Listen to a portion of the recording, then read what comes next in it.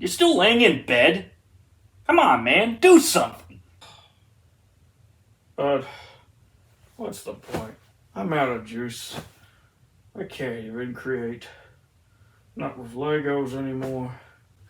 Okay, look, okay? You might be rusty right now, okay? Yeah, you used to make those Lego animations, but maybe you're just not meant for that anymore, okay? Maybe you could do something more with yourself. I mean, come on. Some of your favorite content creators have families, and they still do what they love, and you can too.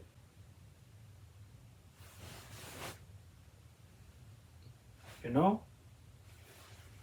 You might be right. Yeah. You know, I can do this. Yeah. Hey, maybe I may not have the same talent that I did years ago, but you know what? I can still try.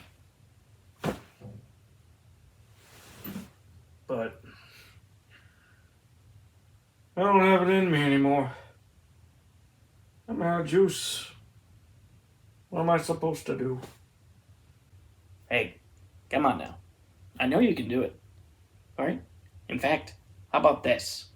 I'll fuse with you one last time. Alright? And this will be the last time you see me. Only if you give it your all. Come on. What you say?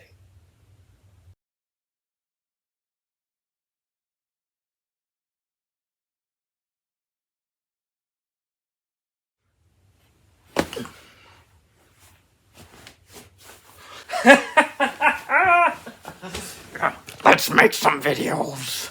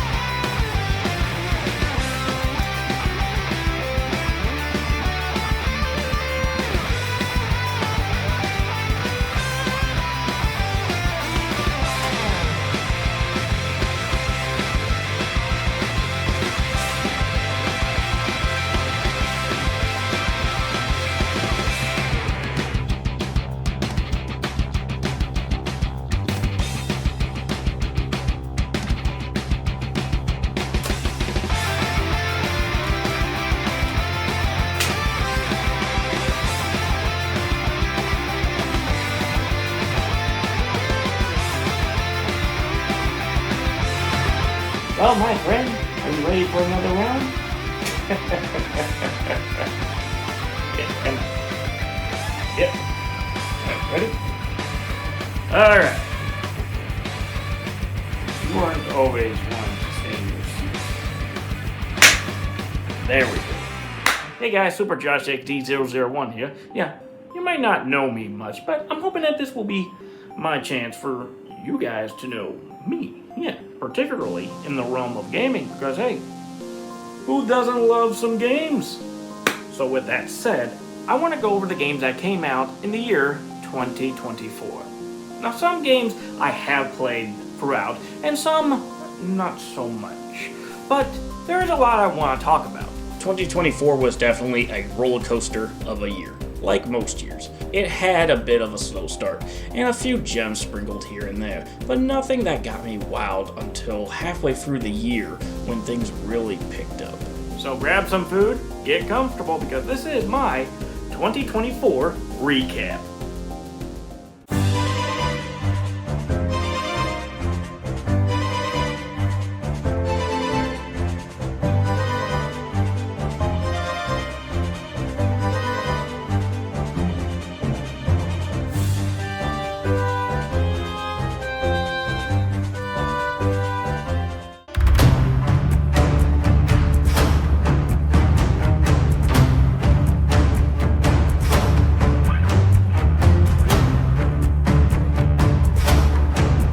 Starting things off with a third-party game by Ubisoft, Prince of Persia. I never played a Prince of Persia game before. This is my first time, and it is absolutely fantastic. The gameplay is so smooth and fluid. It feels just right for a 2D action game. I remember hearing that people had a disdain for this, all because of the fact that it was a 2D platformer, despite the fact that the first game in the series was a 2D platformer.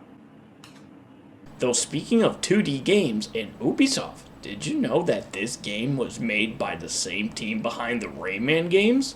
Yeah, the team at Ubisoft Montpellier made the original games and the latest ones. So no wonder why this game gets so much high praise. And with such high praise, hopefully we'll see more like this. That is, if Ubisoft did not disbanded the team. Yeah.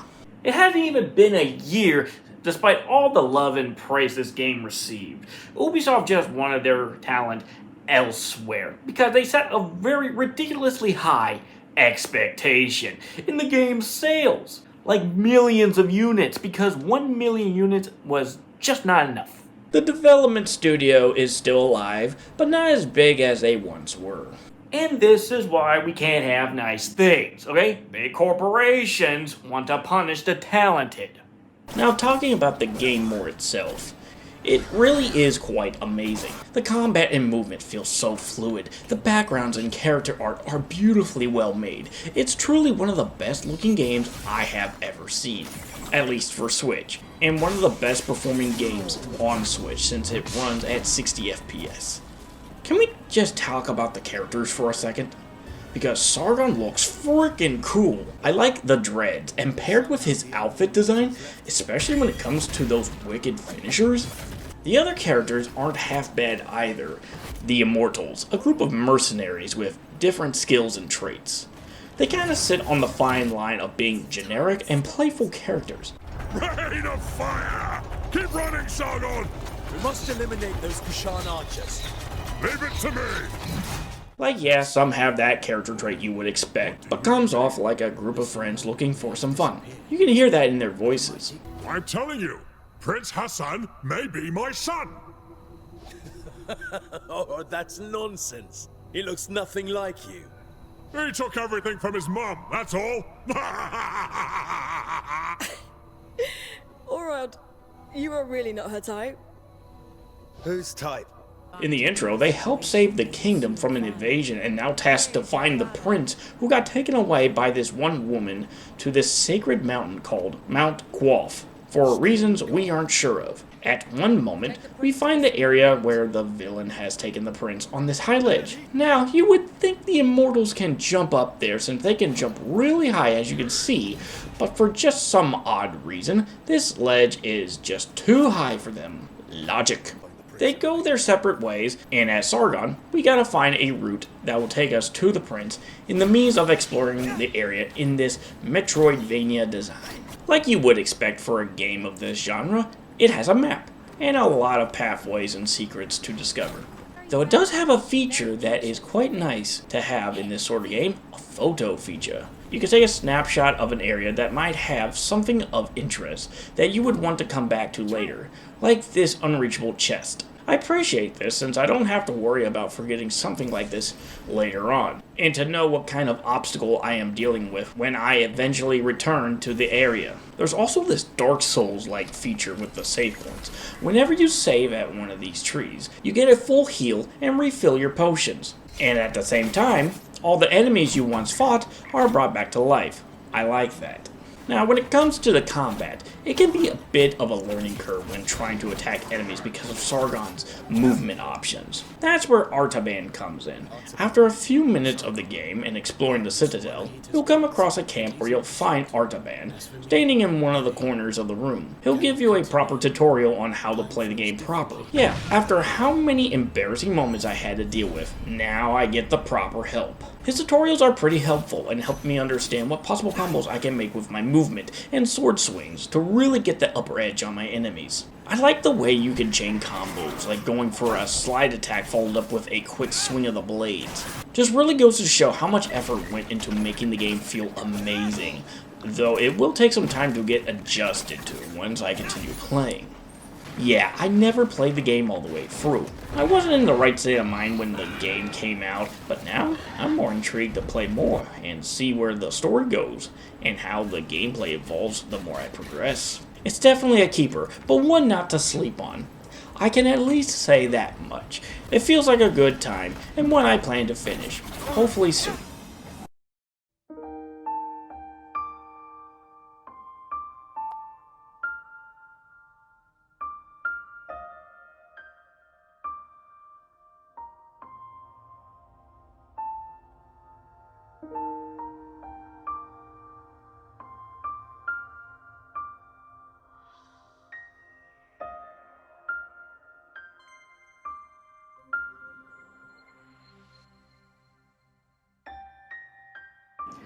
Now then, another code.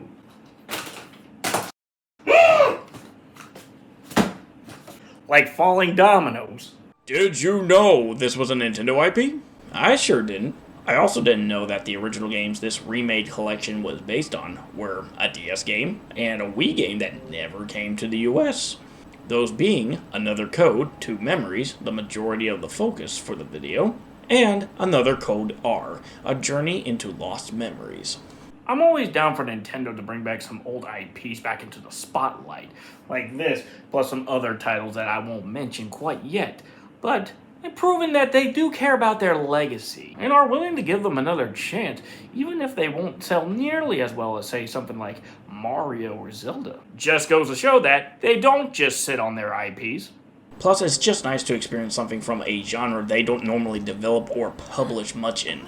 And that being a puzzle adventure game with a lot of focus on storytelling for the power of memories. You play as Ashley Mizuki Robbins. She lost her mother at a young age, and for many years believed that her father was also dead, until she received a package from him, and a message to meet him on Blood Edward Island. So she travels to the island with her aunt, only for her to end up missing, and Ashley, with nothing else better to do, decides to go in a search for her aunt and see if she can find her father.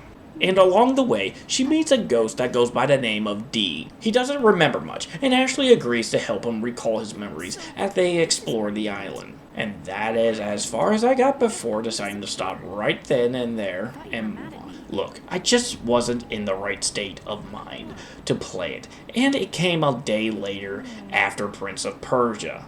The game itself isn't much to write home about. Once you play it, it's clear how much of a budget this game really is. The movement feels awkward. The graphics and models of the environment look dated, despite having a nice color palette. And the gameplay is bare bones simple. The main bulk of the gameplay is just picking stuff up and using them in the environment to solve puzzles, and chatting up with NPCs, the bare minimum for a story-driven game. It's fine to have simple little games like this, helps break up the monotony of playing action games over and over. I am intrigued by Ashley as a character. She seems like a person that I can sympathize, wanting to reunite with her family and trying to deal with the turmoil within when trying to learn the truth, and I'll give the game credit for giving Ashley an actual personality beyond just sorrow. And I bet he made that device he sent you. Really? He made this? Okay, that's kind of amazing. She had beautiful eyes, too. And that's where you get yours. They look just like hers. That's not what I mean. On a quick side note, I feel like the voice acting in this game feels kind of forced. It's not bad, it's just it feels like sometimes the voice actors are trying way too hard to be expressive and not quite nailing down the expression for the given scene. Whoa!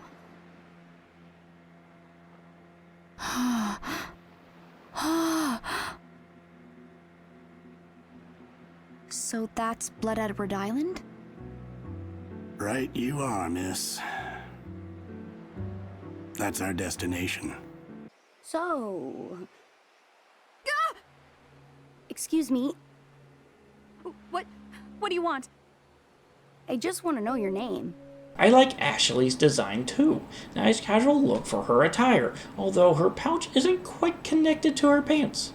Didn't think I'd notice? Well, too bad I did. Oh, only a pervert would say that. Yeah, of course you would say that.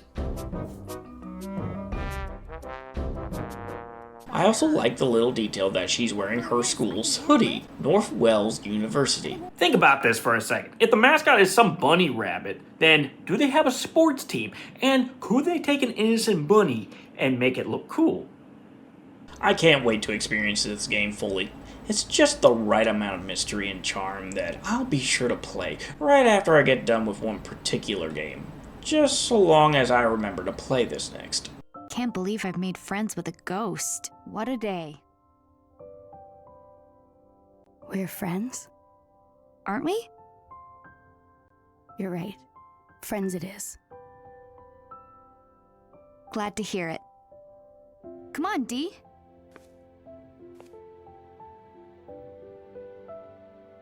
I made a friend.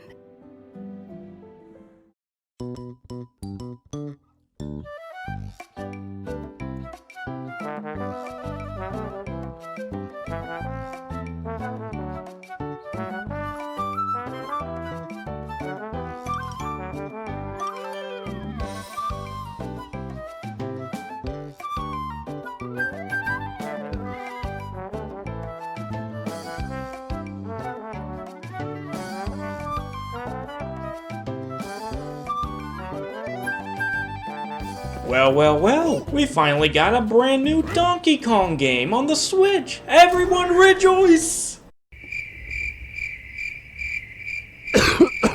Well, okay, I can read the room. As much as I'm a fan of the Donkey Kong Country series, I'm also a fan of classic arcade Donkey Kong. It's an era of Donkey Kong I miss. Just avoiding obstacles and trying to climb to the top. Short, sweet, fun. I wondered for a while why we never got a new entry in the series in that style of gameplay, but yet didn't know for the longest time that we did years ago in the form of Donkey Kong for the Game Boy and the original Mario vs. Donkey Kong for the Game Boy Advance that serve as the spiritual sequels to those arcade games. Now, in the course of the conversation, it has been a long time since we did get another Mario vs. Donkey Kong game. We had plenty of them from the last decade across the DS, 3DS, and Wii U. The last Mario vs. Donkey Kong game, Tipping Stars, was released in March of 2015, and the spin-off game, Mini Mario and Friends Amiibo Challenge, released less than a year later, in January 2016. The core development studio behind these games, Nintendo Software Technology, apparently was busy with other projects after Amiibo Challenge. Huh, well, I guess that explains why we hadn't gotten one in a while. But hey, they did make F-Zero 99, so I say that's a win. So getting back into the game here, I couldn't get into the original game this remake is based on. I just suck at it and gave up after so many game overs. Though I always wanted to give it a proper chance after aging a bit and developing more patience and skills. And luckily for me, we have this remake now, though this remake did lower the difficulty balance, even on normal mode, but I think it's fine. It's more accessible than ever before, and being a remake that's sold for $50 instead of $60, so that gave me more of an incentive to pick it up. Though I think $40 should have been the better asking price for this game right here. The remake does have some new things going for it, like new animations, new music, new levels, a whole new 2.5D look.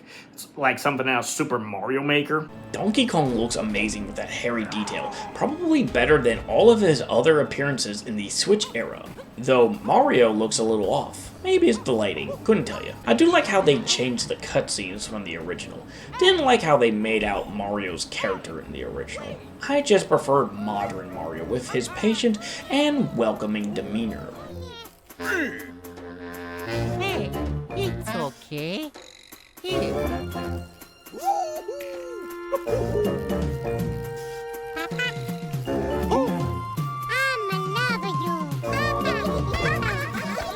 I felt right at home with how this game plays, having a mix of classic arcade Donkey Kong with some Super Mario Bros. 2 USA gameplay. Dying in one hit, picking up and tossing stuff. I like how Mario can perform handstands and uses that pose in 2 different ways. He can block falling objects with his feet, and if you time the jumps, he can jump even higher, allowing you to reach certain spots with ease. In the original, if you jump from a tall height, you lose a life. In the remake, however, Mario just gets stunned. I think that's a nice update that makes it easier for newcomers to enjoy the game without the frustration of dying in a level over and over. Though I would have liked that original difficulty to challenge myself. You play through levels of trying to get the key to the door, and in the next section of the level, trying to get Mario to the mini Mario capsule. Traveling through the streets, the jungle, woo, little Rambi, and even an active volcano. And after 6 levels, you play a mini Mario level and guide the minis to the toy box. And they are just the charming little fellas. You even call out Mario when he gets too far away from them.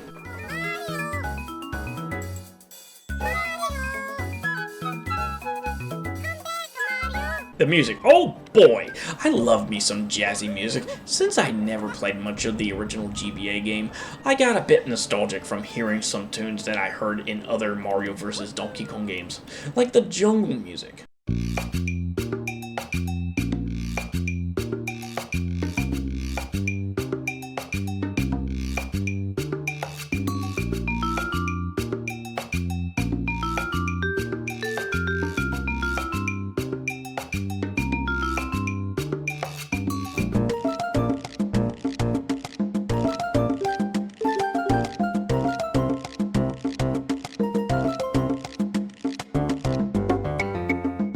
I heard Twilight City had all new arrangements, but being honest, I prefer the new version.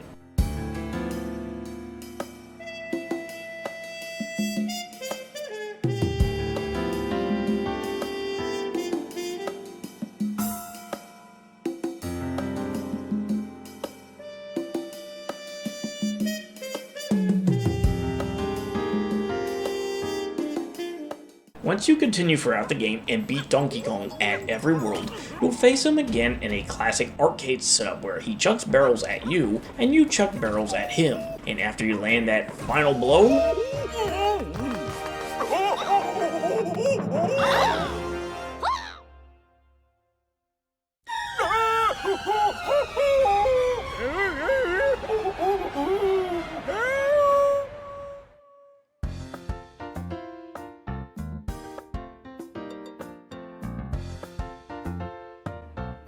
Did he die?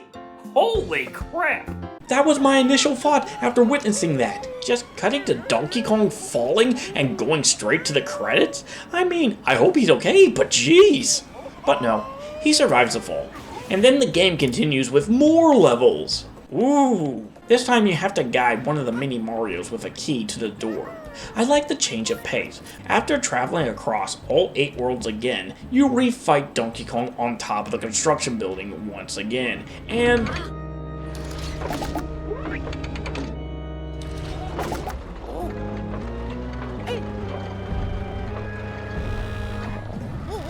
Okay, I don't know how deep the Donkey Kong iceberg goes, but how does this dumb ape have a giant robot? But if Returns has taught me anything, maybe Donkey Kong has some brains in his head than I gave him credit for. BAM! Beat him! Have a mini Mario on me. Woohoo! Overall, it's pretty fun for what it is. I don't have much issues with the game except for the bombs. They are annoying to land on. And if anything else, just looks like a simple game to make, so $50 is a bit steep. Wait for a sale before you consider picking it up. I am hoping they will continue with this series in this format for the next game. What they showed here with the new look and the new levels holds potential for a new game, and hopefully I won't have to wait 8 or 20 years for the next new entry in the series.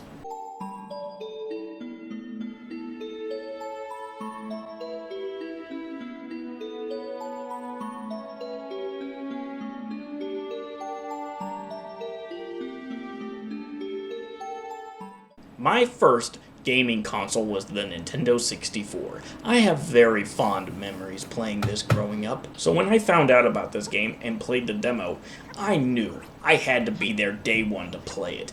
right away. By9 Studio really nailed down the Nintendo 64 aesthetic in both the game's visuals and soundtrack, making for the perfect combination for a Nintendo 64 inspired 3D platformer. You play as a cute dragon named Finn. The main goal of the game is to explore the worlds within the Cavern of Dreams to find your siblings. The more you find, the more abilities you obtain to help you explore into the deeper parts of the cavern. I went for 100% and got 3 abilities before entering World 2. I know some of you might be asking if this is like either Mario or Banjo, and well, it kinda does its own thing. Sure, there are some inspirations from these and other Nintendo 64 titles, but it's a different experience. For one, you don't have a health bar, and you can't die except for bottomless pits. 2, Finn has some momentum to his movements, much different from Mario. Rolling around or using your tail can give you a boost of speed. It's insane how quickly you can make yourself than just running around like normal. And third, it's cozy. It's just atmospherical with its worlds, and the gameplay isn't asking you to do much at times. And with that type of feeling, it's easy to get invested into this game because of that type of nature. I just feel so happy playing this. It's just wholesome. I mean, the whole game is about being kind-spirited to others and the meaning of family, and they do nail that pretty hard, especially in the later parts of the game. After getting all the collectibles, your final reward is the ability to fly. You don't get much from this other than exploring the world beyond the walls, but you might find some hidden secrets or fascinating environments waiting for you, and of course to make the final boss easy to deal with. But I would recommend that you face the final boss without this ability if you want a real challenge. Overall, it's a charming game, and one I would love to revisit every so often. It's a roughly 4-hour long game if you're going for 100%, making it a nice, short, accessible title. So if you're itching for a new 3D platformer to play, I can't recommend this game enough. You'll get your time's worth out of it, and then some.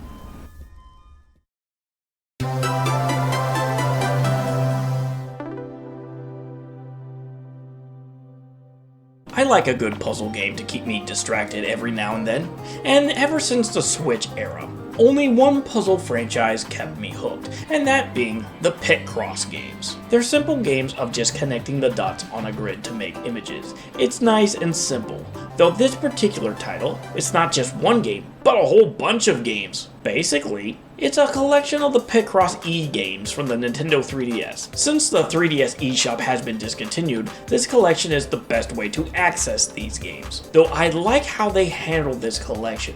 Rather than giving you all the games at once, you'll only have access to Picross E1, and the rest are downloadable DLC that you can pay individually for. Which is good for me because unlike the other games I play, I gradually play through each Picross game I play. And for $5, it's a good deal across the whole board, so I am in no rush to play each one right away. Nothing else much to say. It's a simple puzzle game with a simple satisfaction. Though if you want to make it more fun, try guessing what the image is before it gains color. Watch this. A fist.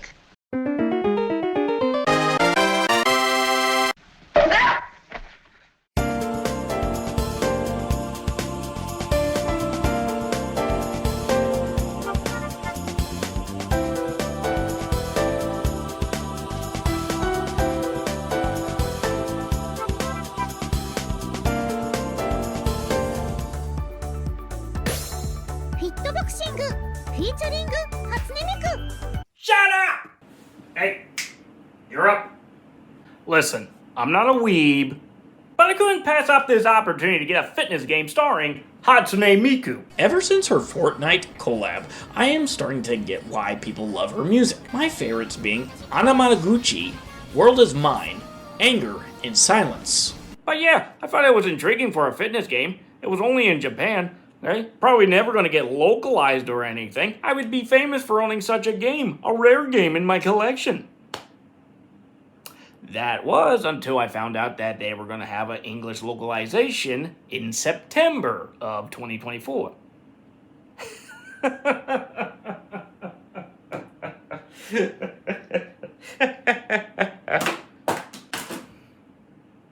Ever heard of shadow boxing? That's what these fitness games are. Punching the air with your fists and Joy-Cons. Like exercising, the thought of doing it myself over and over would get boring and tiring. But in the form of a video game, it gets me more motivated and focused to keep on practicing. Hey! Don't tell me how to stay fit!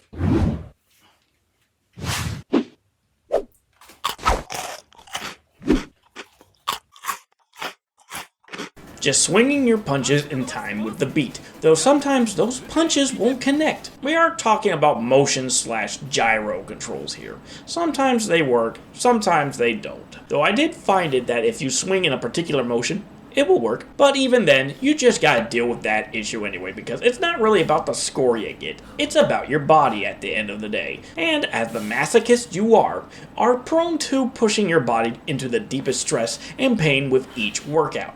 I sure was, because after deciding to push myself in intense exercises that I have never tried before, I was sweating, I was sore, I woke up the following morning, took a few steps, and fell over on the floor, and then came to a realization. Wait a minute. My legs aren't sore. It's only my upper body, unless... Should have known. Bed gremlins. If you want to make your workout sessions more interesting, you can change Miku's outfit or swap her out with any of her friends, and each of them has their own set of attires. You can even swap out your fitness trainers. Who are they? I don't know, but I know for a fact that they speak more to you than Hatsume Miku here. Why can't you speak to me, senpai? You can also listen to different music as you work out, including that one famous Miku song. You know, the one that goes... I don't know if I'll continue playing this game, but I will admit, it's a fine fitness game. It gets the point across as being a fitness game and working your body. So if I get bored with Ring Fit Adventure, maybe I'll stick to this game for a while, so long as I can understand how to navigate these menus. And plus, Hatsune Miku, you're so cute.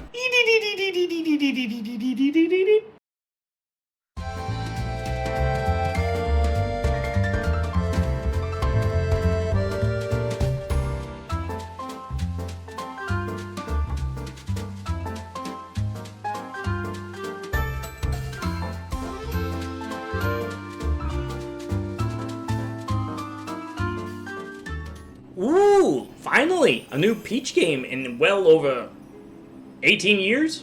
Wow. Maybe Nintendo didn't like her emotional tantrums. I don't know. But I was caught off by surprise by the announcement for a new Peach game. I'm always down for Mario characters getting their own games. Helps keeping things fresh for Mario spin-offs, and helps potentially make new exciting IPs out of it, like the Luigi's Mansion series. And for the team who graced us with this game is Goodfield, the devs behind Wario Land Shake It, Kirby's Epic Yarn, and Yoshi's Woolly World.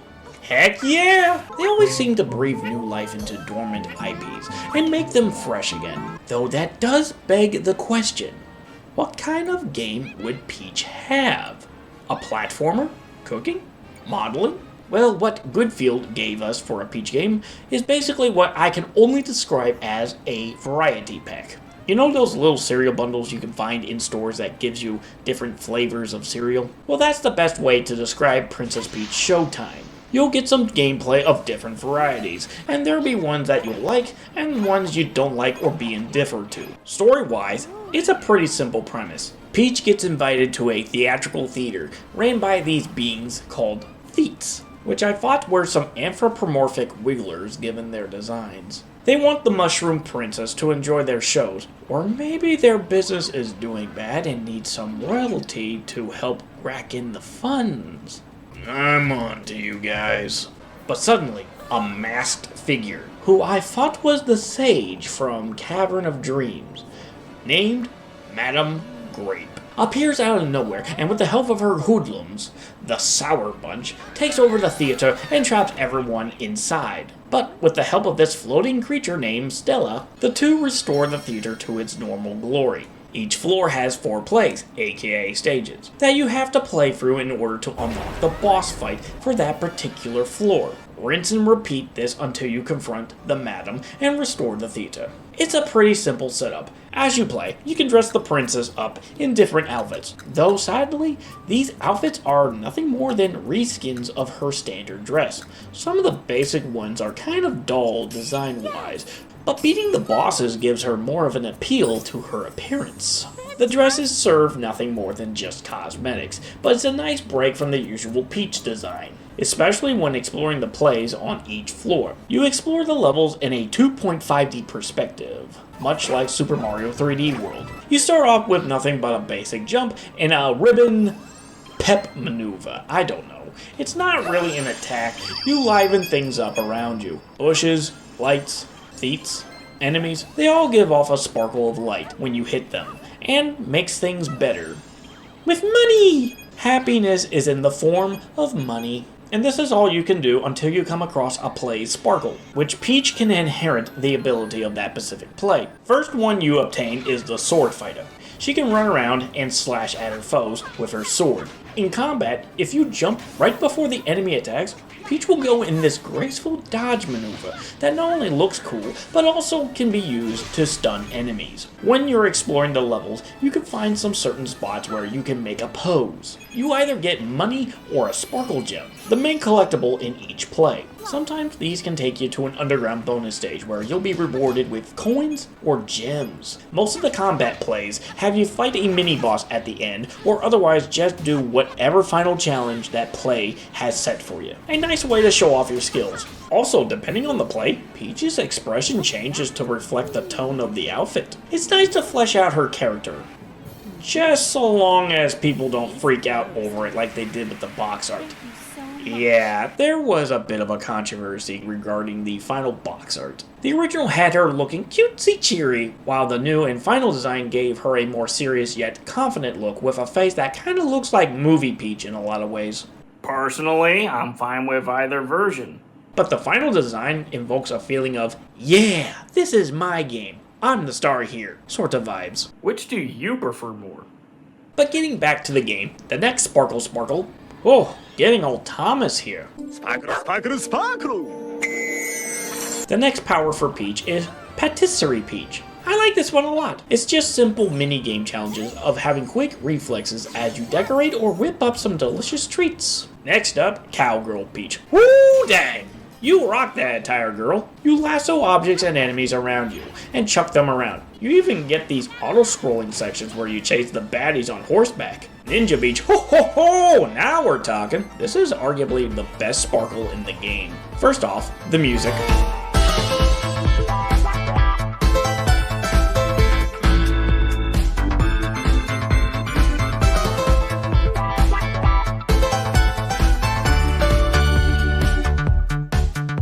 Second, she has a lot of gameplay in these plays. You can sneak around through the grass and along the walls to get enemies by surprise, hide underwater with nothing but a bamboo, can wall jump, and has her own auto runner stages that feel very satisfying. Figure Skater Peach.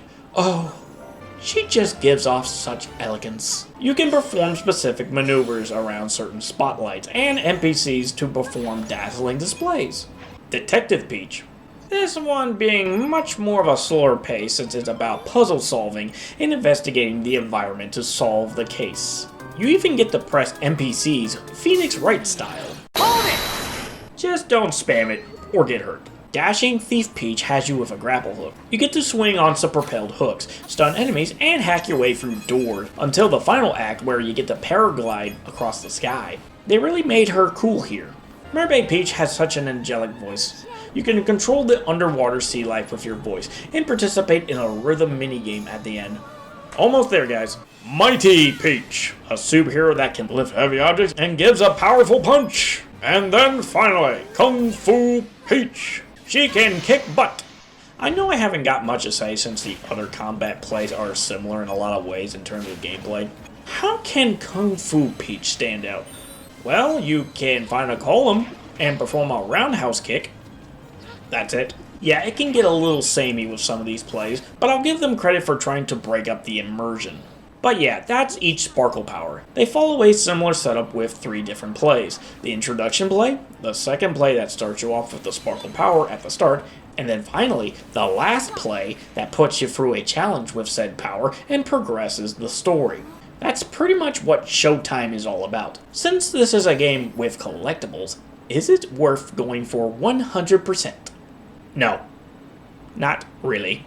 If you do, you're going to be in for a long ride. Let me tell you. My main problem with this game is going for that 100% completion. Sometimes you might miss a sparkle gem in the middle of the play. Sometimes in parts where you can't backtrack at all. And since this game won't let you warp around to the different parts of the play, you have to replay the whole play just for another shot at that gem. I cannot tell how tiring it was doing all that on the first playthrough. It was exhausting. So take my advice. Collect what you can on the first go-around, and just keep moving forward. Don't bother replaying plays until you beat the game, because trust me, the game will have you replay those stages yet again for an additional challenge you have to do for completion. Now, aside from all that, Princess Peach Showtime is fine. Nothing really, wow, I must get this. No. This is a casual game made for those looking for a simple little game to pass the time with. There's something there for experienced players, but I wouldn't go all in expecting the hardest challenges. It's just casually difficult, but as a Peach game, I think it's one of her best games to call her own.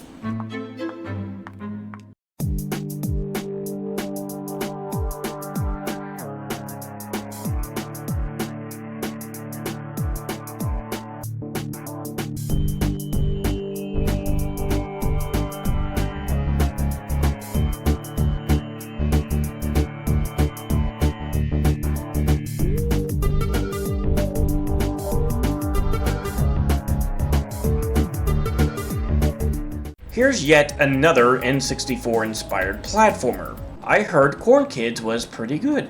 Aesthetically, it looked pleasing. I love the 90s look of the whole game, and it was $7, giving me even more of an incentive to pick it up. I played it for about an hour or so, and then I stopped. It was like something wasn't clicking for me. Maybe it was the vast move pool that you had it right at the start, or maybe the jumps and the wall jumps weren't clicking for me. I couldn't really pinpoint the exact reason, but it might have been one of those two things. Looking back at other platformers I enjoyed, I never felt this way with any of them. Perhaps I'm just overwhelmed with the finicky controls and movements? I feel like that's probably the core reason why I'm not clicking with this game. I like the look, I like the designs of the characters, and the music is nice to listen to. It's just very demanding that you master this game's controls to get the full benefit. And now that I think about it, it's probably because I wanted to take on the tough challenges too, and not wanting to leave any stone unturned. Having to deal with the physics and all that got overwhelming. I would have liked to give this game a proper chance at some later point, but for now, I'm taking a back seat on 3D platformers for a while. But for $7, I would still ask you to check it out. You can even play it on the Nintendo Switch 64 controller, so that's pretty neat.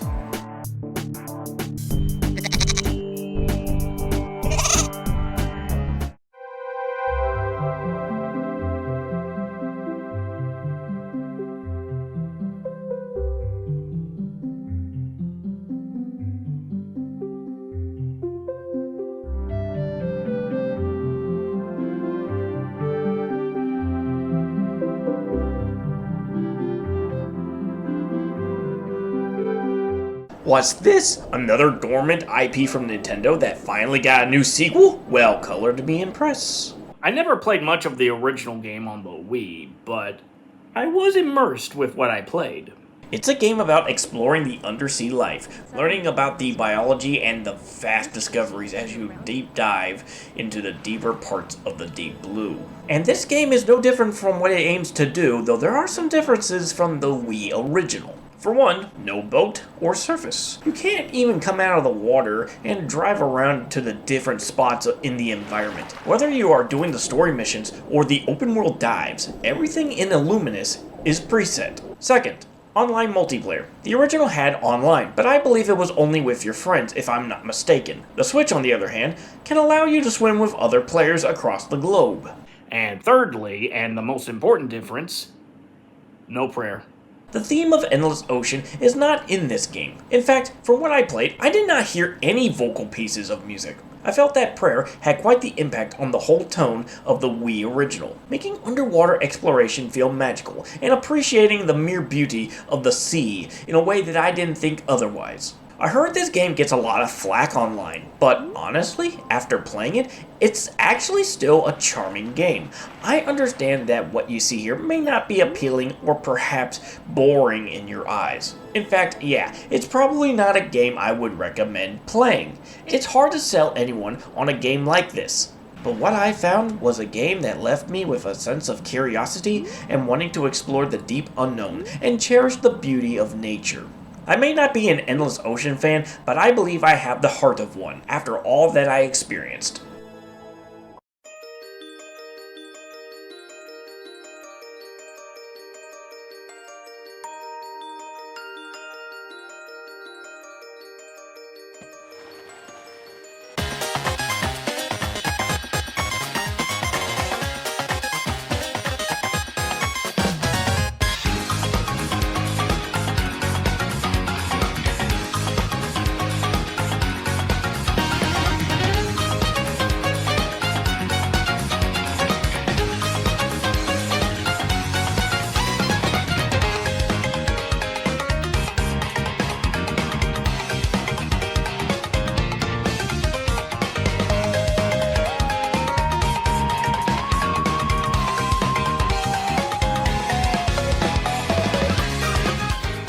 It's been so long. I never thought this game would ever happen for the longest time. After the series went off in a different direction with the games of mixed results, Intelligent Systems was being hard-pressed with sticking with the current formula they have for the modern series, and the last game, Origami King, selling over 3 million units in 2020 alone, I thought it was all over for classic Paper Mario. To keep things short, I wasn't a big fan of modern Paper Mario, though Color Splash was decent. But even in its worst moments, they left me feeling annoyed and frustrated. There were moments of unfairness, and it felt like the games did not respect me. Don't get me wrong though, I do think the modern games do have some neat ideas and I would like to see the series evolve, but could you throw me a bone for classic Paper Mario? And yeah, I have the old games to fall back onto, but it gets a little tiring playing Paper Mario 64 over and over on every generation of Nintendo hardware, seeing as it's the only classic game to really get any attention, especially on Switch. Paper Mario and the Thousand Year Door is one I've been waiting years for a re-release. I do have the original game, but it's not that I don't have the desire to play it. I just need to be in the right state of mind to play a Mario RPG. Plus, I don't usually boot up my old systems unless I have the itch to do so, which is why I prefer Nintendo to bring some of these old games to the latest systems. But with that said, I was hoping that they would bring back some of these old games to the Wii U or Switch, and nothing. Kind of a downer after seeing the success of the modern games. It was a fever dream for any hope for Thousand Year Door to make a comeback. But then, we had a Nintendo Direct in September of 2023. Super Mario RPG Remake was coming out in a couple of months. And it was very exciting to see that, but at the very end, when I thought that was the only game keeping me grounded for anything classic Mario RPG related, we get a trailer for a remake of Paper Mario and the Thousand Year Door. I thought I was seeing things, but no, it's real. We're back! A few months later, in May of 2024, we finally got the game, and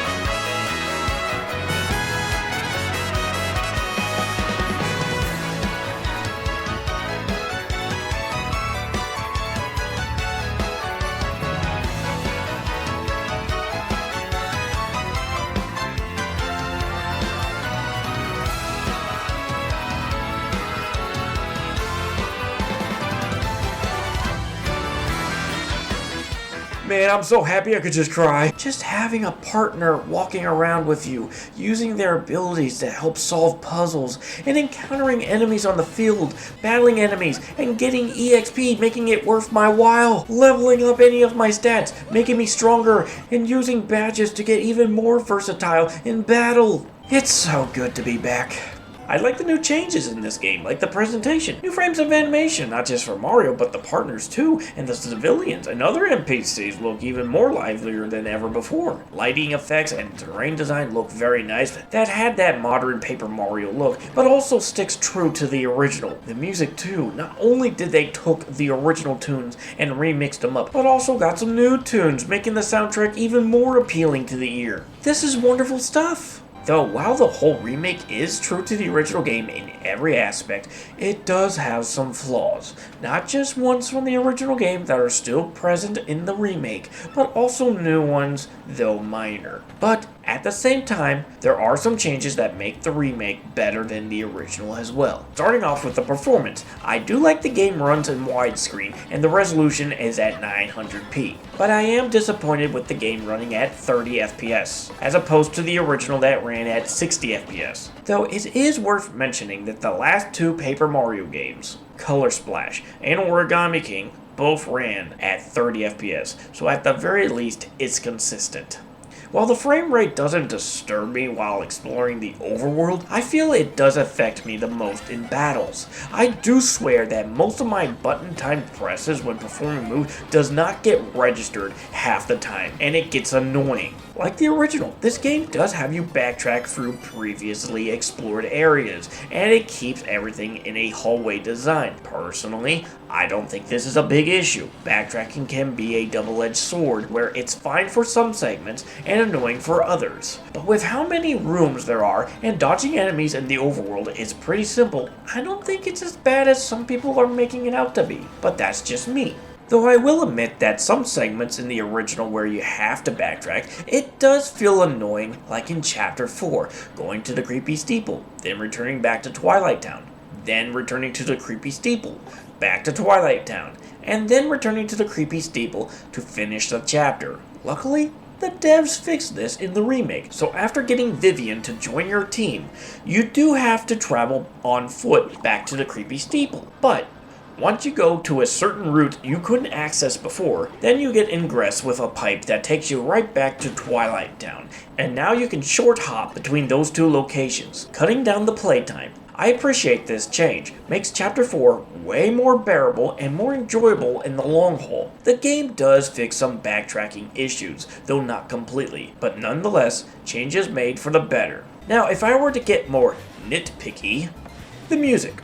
The remake's OST is a bit of a hit and miss. Some remade tracks are pretty good, like the chapter overworld music and the battle themes for each area. But on the flip side, some music doesn't sit well. Instead of the tutorial music you would normally hear when getting a new partner, each of them has their own music theme. On one hand, I like how they make them feel more unique, but on the other hand, I feel like sometimes they try way too hard with the music. I can barely remember them by heart. While I do like the new arrangements for the areas you explore in each chapter, the one that I did not like the most was Chapter 3's Glitzville and Arena theme. In the original, Glitzville was supposed to be this Nimbus City carnival in the sky, and you can feel that in the visuals of the environment.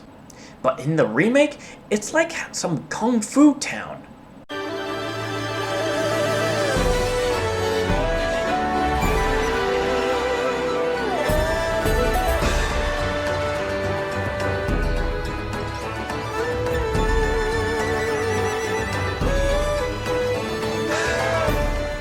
In the Glitz Pit, it felt like some wrestling vibes, and the remake keeps up with the Kung Fu theming.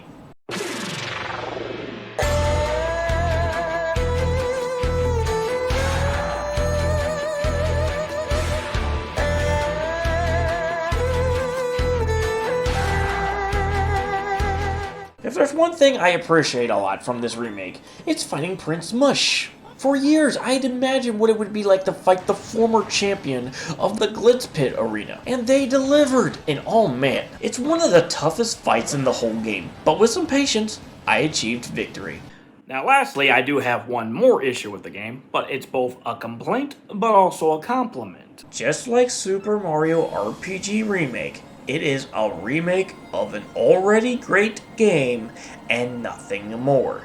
It's great that it feels the same like the original with the gameplay and structure, so it's not alienating for fans of the original. But when the remake of said game feels way too samey, it does feel disappointing that they couldn't do anything more. Yes, there is new content added to the remake, but it doesn't make a big enough of a change to the overall experience. Still though, I am happy these are real, and I can play them on the Switch. Though if you were to ask me which of these two remakes to get, I would suggest Thousand Year Door. Look, Super Mario RPG Remake is fun, but dated. The Thousand Year Door feels much more fleshed out as an RPG, and all of that because of the badge mechanic. It has so much more weight to the gameplay. Sorry, Granddaddy-O. Overall, this remake is amazing. I prefer it over the original game. I wish it ran at 60 FPS, and hopefully we'll get a patch on Switch 2 if they ever do that for Switch 1 games. But regardless, I'm happy with what we got here. It's an amazing game after all these years. I feel so happy we got this, and now many others can experience it too. Though that does beg the question, what's going to happen next for Paper Mario? Are we going back to the old formula, or are we going to get a mix of both the classic and the modern Paper Mario games, put together into one? It's hard to say, but regardless of whatever happens, I'm satisfied with this remake that we received. This is one of my favorite games of all time, and I am so happy about all the things they changed and all they added to with this remake. I cannot express my feelings about how much I love and adore this game. Play it, and decide if it's worth your time, not because of what others say, because of what you say.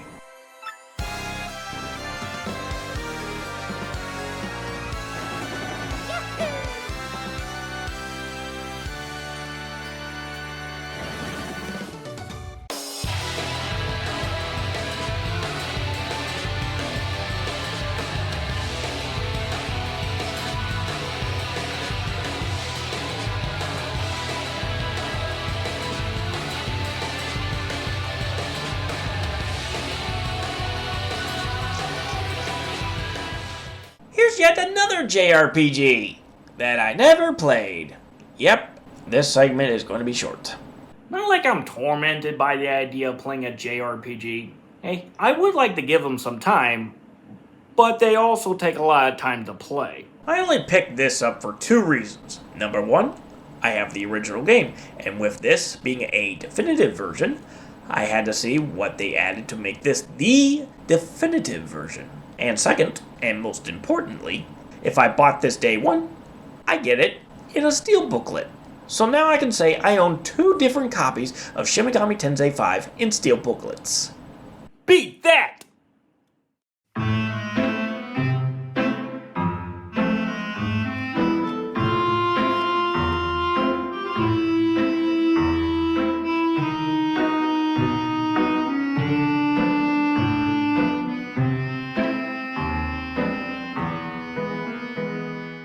Oh man, Luigi's Mansion 2 Dark Moon is finally on Switch!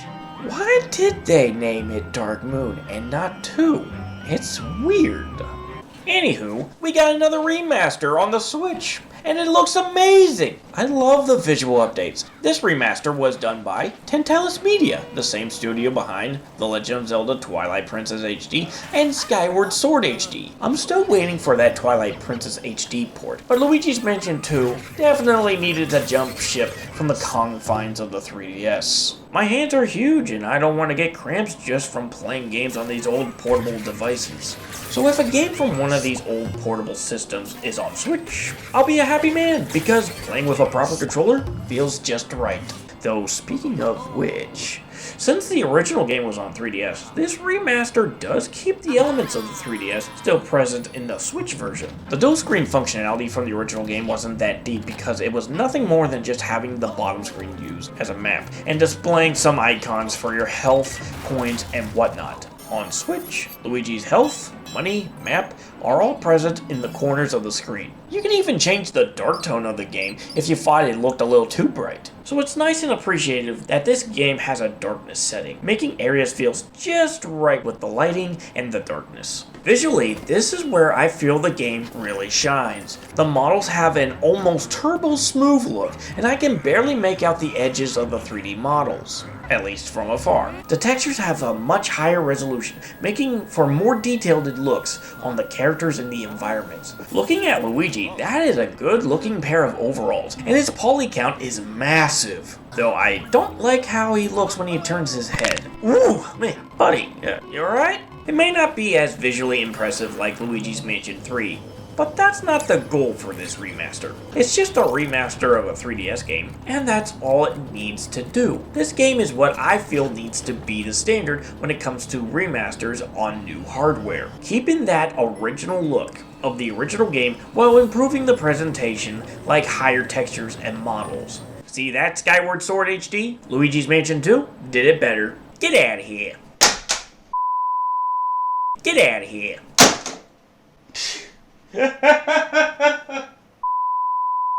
Get out of here. It's out of the park. I don't care if the performance is better. I just want to see a prettier game. That's my only gripe with Skyward Sword HD. Though there is one turnoff with these remasters.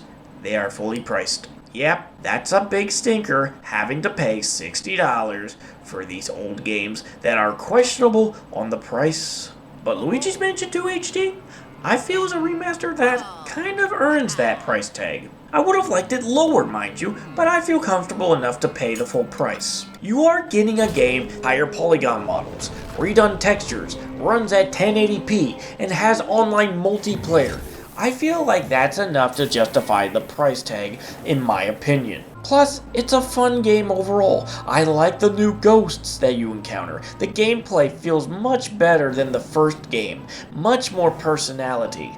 Lots of fun moments. It's a sequel that does its job, as a sequel should. It has some flaws, but it's nothing compared to the whole adventure this game puts you through. Give it a chance when you can, and hopefully at some point, we'll get a Luigi's Mansion 1 HD on the Switch, or Switch 2, and have that whole trilogy on one console.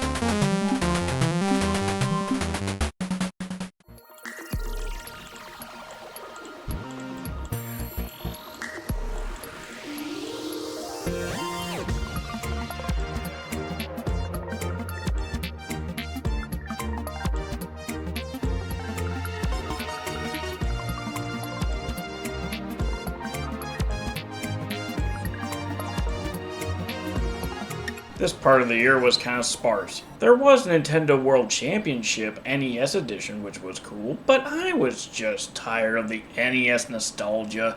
They keep milking to death. Like, come on guys, there are other console platforms that could use the love. Though I was initially excited for this one JRPG that came out a few days later. The new Denpa! Yeah, I never played the original games on the 3DS much, but it did intrigue me. Yeah, the Denpa looked like some off-brand of the Mii's, but it was set up like some Pokemon game where you have to catch them in the radio waves for them to join your party and battle monsters. If I had to compare, I guess the most significant comparison I can make would be Miitopia. You know, yeah, it's probably the best comparison I can make. You have a party of 4, you explore dungeons, find some treasure, and fight some goofy looking monsters. In combat, you can choose whether to attack a certain monster or leave it up to the whole group to decide the fate of the battle. You don't exactly control each Denpa, it's automatic on how each battle proceeds. I like this. I don't need to think too hard and just press X or Y to win. And oh boy was I getting invested, giving my Denpa some new accessories, getting money, buying stuff from the shops, exploring areas and getting even more EXP. I was engrossed. But then reality hit me after a certain point, and something I completely forgot about in the midst of the fun. This was a free-to-play game. Okay, what's the damage? You know Super Kirby Clash? You can only play for so long until you run out of the needed necessities in order to keep playing. That is the same case here with the new Denpa. Each area requires that you have a certain amount of stamina in order to explore said area. Oh, well that stinks. I was getting invested. I was really going to sit down and play for the whole game. But then I got roadblocked and I can only play for a certain amount of time. Oh, jeez Louise. I mean, yeah, I play games daily, but I prefer to have no limits to my fun time. Look, if I'm gonna play some free-to-play game, I'm gonna play Fortnite. I would rather have wished that they brought the whole trilogy to the Switch, and I could enjoy each title then. It is an intriguing series that I would love to put some time into, but not this way. Sorry, new Denpa, I'm changing the radio station.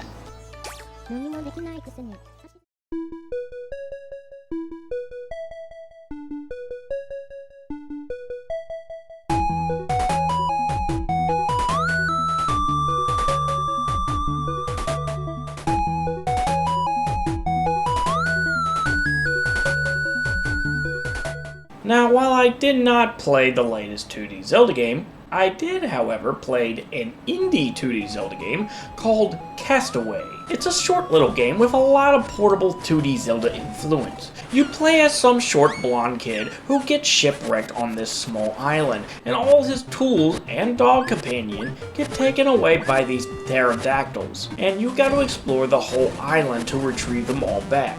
You start off with nothing but your sword, but as you continue to explore, you will eventually find all your missing gear that are hidden in these dungeons scattered across the island. The first dungeon, you get the pickaxe, which is slow on the swing, but packs a heavy punch when you attack enemies, but it's mostly used to break rocks. And the last of your gear is the famous hook shot, and whoo boy, it is just as overpowering and amazing to use like the series it took inspiration from. You also get to fight some bosses, and they are pretty fun to fight. But after getting through the last dungeon, then the real challenge presents itself.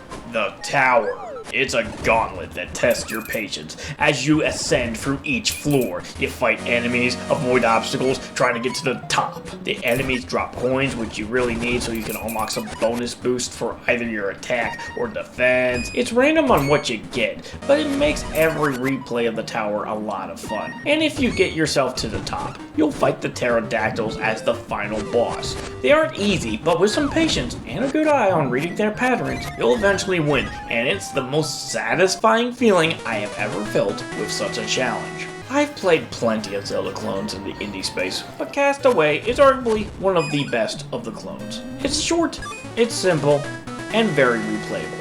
Plus, it's only $8, so you have no excuse to pick it up. 一体何を嗅ぎ回っているのかしら。ご同行を願えるかな。僕はただ真実が知りたいんです。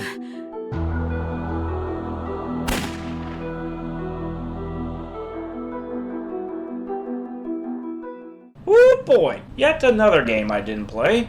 Emio, the Smiling Man, Famicom Detective Club. But I do have my reasons as to why I picked it up. Well, I had two reasons actually. One, because I'm a sucker for supporting old niche Nintendo franchises, and two, Yoshi Sakamoto. If you don't know about Sakamoto, he's the main man behind the 2D Metroid series. I love those games, and he knows how to write a good story for those games, especially for Dread. Man, I can't wait for the next installment. I bring story up because Yoshi Sakamoto also worked on the Famicom Detective Club games, including Emio. These are novel adventures, so I am curious about what kind of story he made and how dark and twisted it could be. Though if I am going to jump in, I want to make sure that I play the first two games in the series. The remakes are on the Switch, and I've already bought them, but unfortunately, I had no interest in playing them right away. Mostly over the fact that I just played through the entire Ace Attorney trilogy for the first time over the summer and played a few hours of the great Ace Attorney Chronicles. I don't want to push it any further with this genre of games, but these games will be played. Eventually.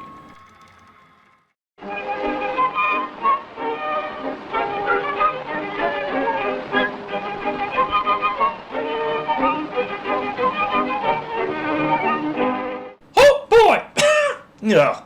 I'm not the biggest Mickey Mouse fan, but I do enjoy some of the classic shorts and shows that he started in growing up. But in the realm of video games, I see a few here and there, and I've only played one game, but none of them really wowed me. Though, there is one that I wanted to try. Epic Mickey for the Wii. I never heard anyone talk about it, but it did make me curious to try it out. And now, I have that chance with the Switch remaster of Disney's Epic Mickey Rebrushed. Though before I get into the game, I do need to talk about this controller accessory. This is the Epic Mickey themed Candy Con controller faceplate.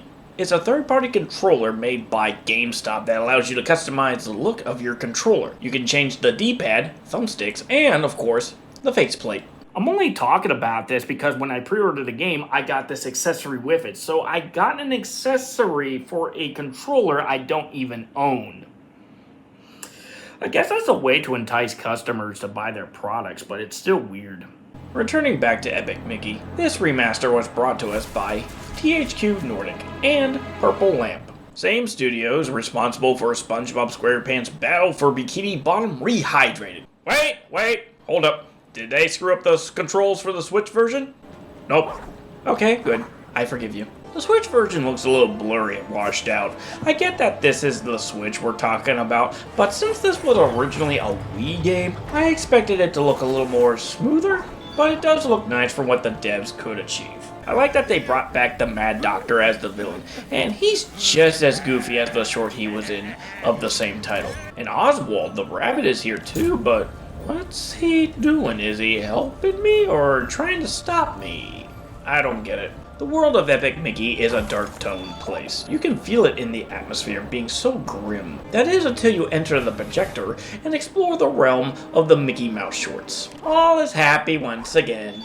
You also got some classic Disney characters that were vaulted that live in this realm alongside these little creatures called gremlins, whose only trait is fix stuff. Speaking of fixing, that's what Mickey is here to do.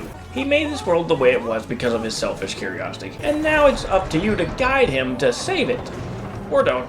Yeah, this game has a mechanic around doing good deeds and bad deeds. It works well with the gameplay. You got these two different abilities with the paintbrush. Paint and thinner. Paint restores the environment around you, and thinner dissolves the environment. You can also befriend enemies with paint, or destroy them with thinner. There's this one part where you come across a locked up gremlin on this catapultia, and a treasure chest on a switch that would launch the gremlin to parts unknown. This is where those good deeds and bad deeds come into play. It doesn't matter what you do, your choice will affect the outcome of the scenario. I chose to save the gremlin, but lost access to the treasure chest. Though when I came across the spinning teacups, I decided to use thinner to break it. Yeah, I got scolded, but I got rewarded.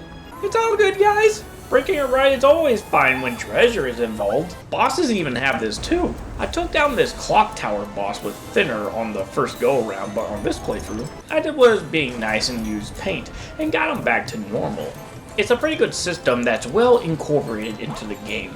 It's almost like, say, Undertale with how each action will affect the outcome. There are different endings to the game depending on your action, so there is some incentive to play more after one playthrough.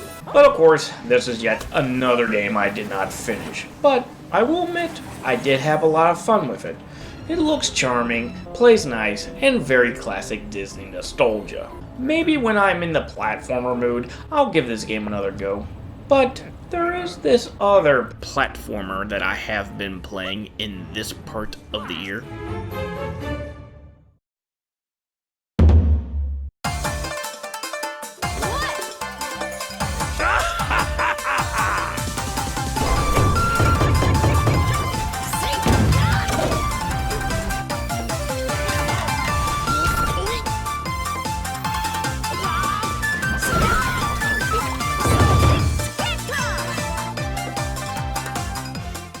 Bakaru was quite the big surprise for 2023. Word spread about developer Goodfield's original project hitting the Japanese eShop. People played it and found it to be one of the funnest titles from the developer. And after a long period, and with a little help from Spike Chunsoft, we finally got it localized here in the West, making this Goodfield's second released game of 2024. I admire this company for a lot of their work on Nintendo IPs like Yoshi's Woolly World and Princess Peach Showtime, but sometimes I would like to see them do their own thing, and they had before with Monkey Barrels, but the thing is with that game, it was a small-scale project, indie-like as it were, and here with Bakaru, no, it's a full-scale game, putting all their heart and soul into it. The presentation is amazing, if you can't already tell. This is beautiful, and you would think that you're staring at a Nintendo game by just looks alone. This is what I want to see from third-party games on Switch. Lots of devs try to go for the highly detailed and cartoony look, but this though? This is just art. I can't say that enough. I even like the little details like the wave designs in the water or the lava, adding to the game's charm. By the way, ever played any of the Goemon games? Mystic Ninja? Yes? No? Neither have I. I only bring it up because some of the folks that worked on those games also worked on this game. Remember, Goodfield was made by former Konami devs, so makes sense that Bakaru is a spiritual successor to that franchise. And just like Goemon, Bakaru takes place in an alternate Japan from the one you know. The evil Oracle Satario is hosting festivals all over Japan and corrupting the minds of others, so it's up to a Tanuki named Bakaru and his sidekick, son of the Itsun clan, to save all of Japan. The game is set up like Super Mario 3D World or Kirby in the Forgotten Land, where each level is a linear straight shot, just making your way to the end. Though before you can even finish a level, you have to destroy 3 lantern emitters in order to bang the drum at the end of each level. And luckily, each level contains at least 1 or 2 more additional lanterns, so you don't have to worry if you missed one along the way to the end. Right off the back, you start the game in a tutorial segment teaching you how to play the game. As a platformer, you know how that goes, and Bakaru is sure athletic in the platforming department. That's the easiest part of the game to master.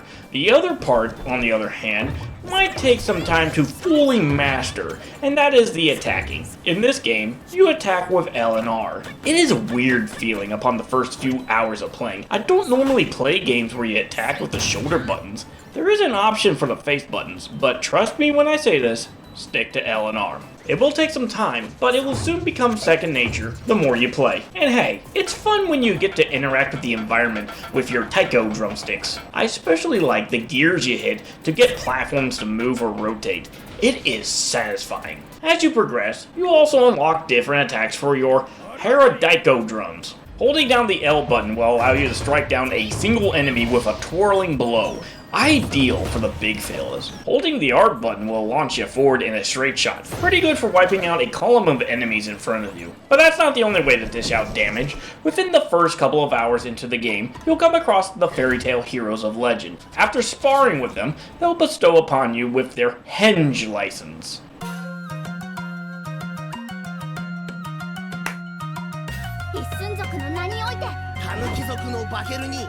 正しき行いをすることにおいて可愛い子ちゃんたちを守ることにおいて我が変化の許可を与える変化解禁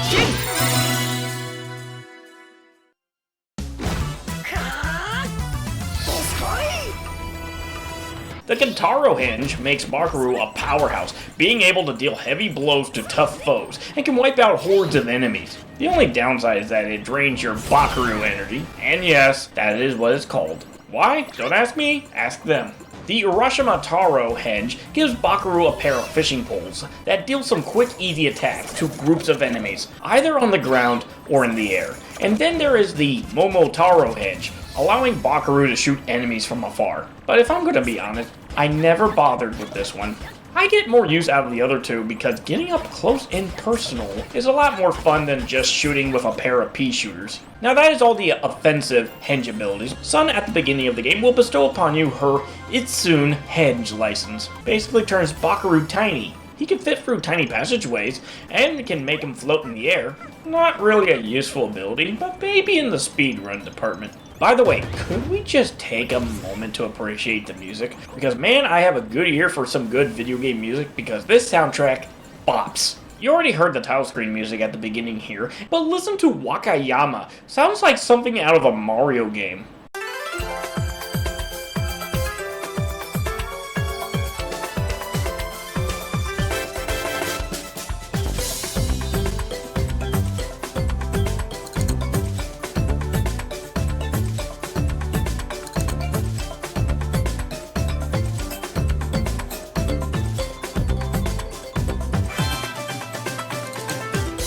Or take the industrial sounds like Aichi.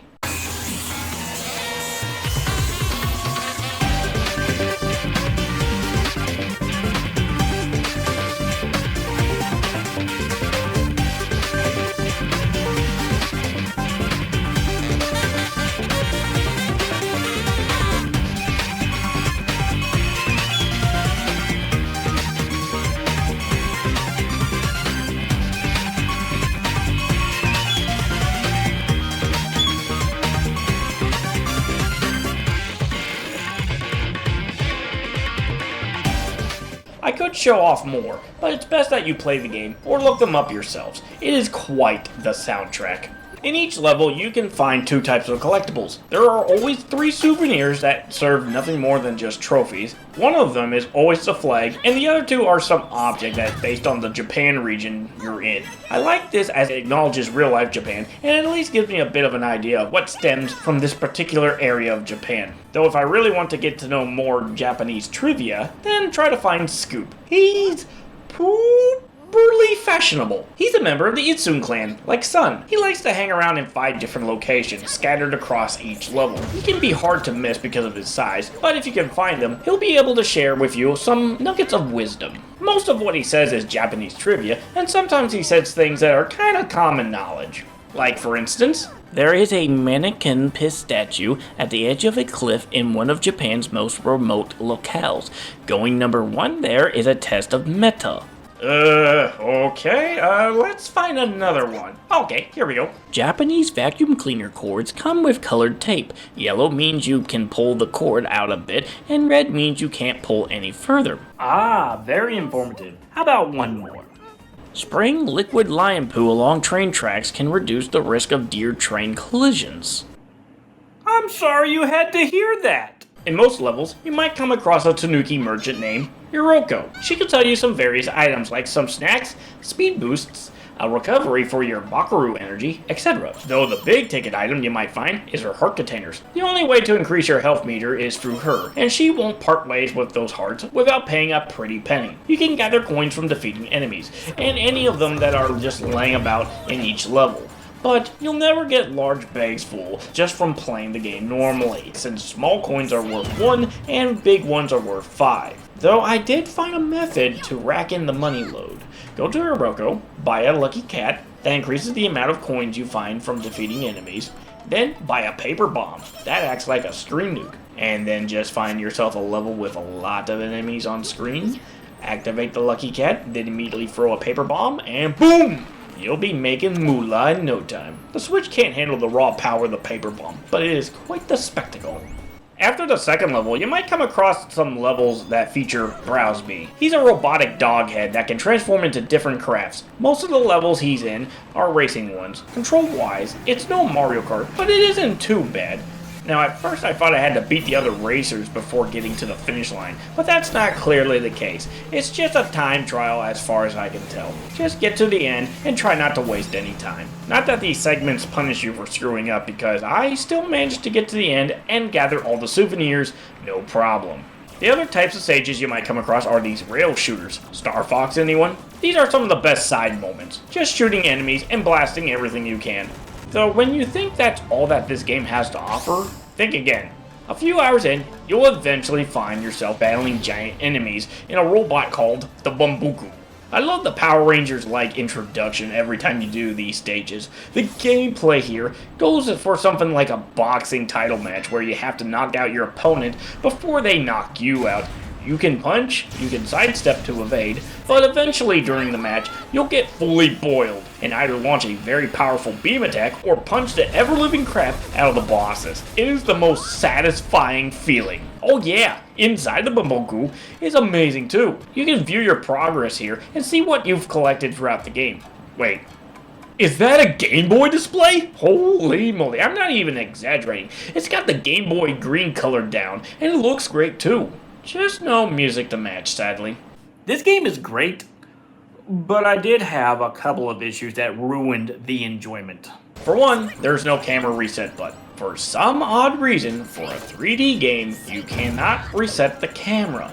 You have to manually move the camera around each time, and there are plenty of moments where you need that camera to be turned either behind Bakaru or turning around a corner. Another issue I had after beating the game, there is no post-game content.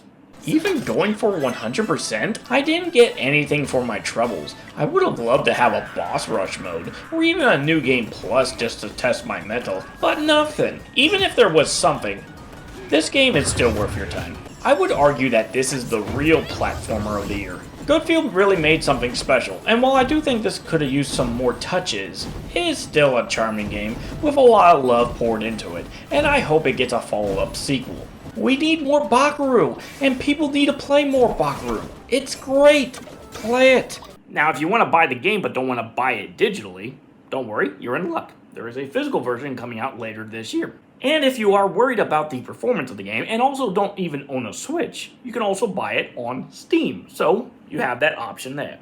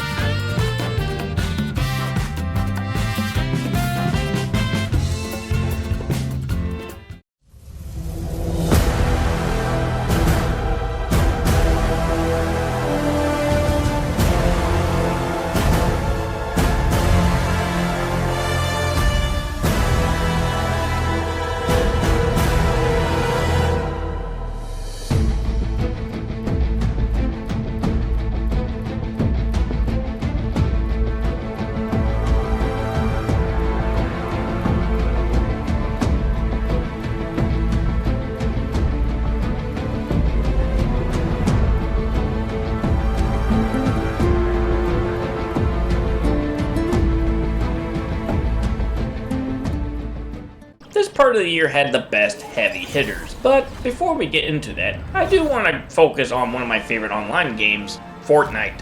I never got into online shooters, mostly because all the ones I played were first-person and arena-based shooters, and I just wasn't good at them. But Fortnite left me feeling something else.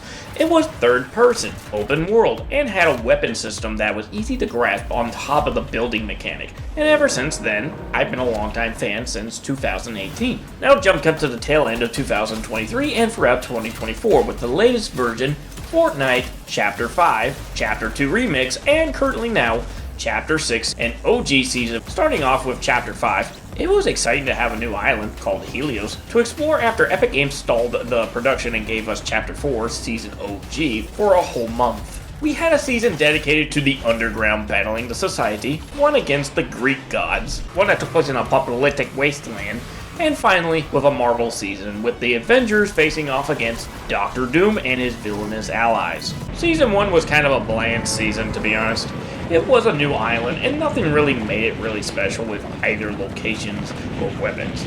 It was basic, but I will say that I like the new train system. Hop aboard the train and loot the chest on board and get the contents inside, but also serves as a way to get around the island quickly if you don't have a vehicle. Season 2 was a better improvement over Season 1. We had 2 new map changes with the Underworld and Mount Olympus. Got some wings to soar through the air and a grapple chain, Zeus's Thunderbolt, and a sacred banana. Season 3 is my favorite of the seasons. This chapter had the entire southern part of the map changed into a desert with some Mad Max vibes. You had vehicles with customizable parts, and since it was vehicle heavy, they disabled the train.